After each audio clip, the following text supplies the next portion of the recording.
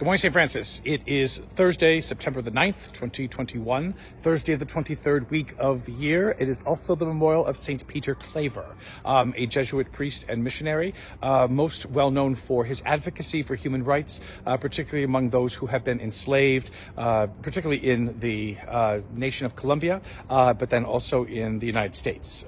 So one of the first people to be able to put the teachings of the gospel into concrete action by working for human rights against those who have been enslaved. I think that last year I was also doing this on Peter Claver Day for some reason. But remember Peter Claver and his work that furthered again human rights. Coming to you from the Great Green Slope and the chapel over here. The labyrinth is behind me, right over here. And in today's readings, Colossians, we get the great admonition that Paul gives to the church at Colossae, and that's basically to love and never stop loving. Again, to be patient with each other, to be thankful, to see God's love growing richly in our hearts so that we might be able to express that love to one another.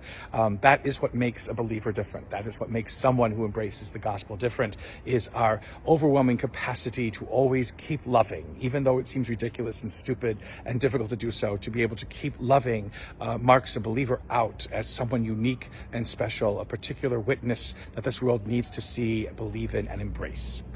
In the gospel, we hear Luke's Sermon on the Plain, Luke chapter 6, again, wherein is found those great 5 attitudes, those 5 behaviors, the 5 ways of being and acting in this world that really are within all of the gospel. The first, again, to love everyone, including your enemies, to forgive everyone, everything, never hold anything back, to give, and again, to keep on giving and giving and giving, and when you get tired of giving, to stop and then go back to give some more. To be merciful, which is not to be pitying others, which is not, to feel sorry for others, but mercy is about knowing the hills and valleys that each of us have gone through and be able to resonate with them, to understand them, to know why someone does what they do, why someone acts the way they do, why someone responds the way they do. It is the most difficult of all the behaviors because it takes a lot of time and effort to engage in, to embrace, to be able to understand what true mercy is. The last one basically is not to judge. It doesn't mean we don't need lawyers. It doesn't mean that we don't need law courts or anything else like that, but it means we should not be quick to take people out of the picture, to marginalize one another, to make sure that there are those who matter and those who don't matter. Everyone matters.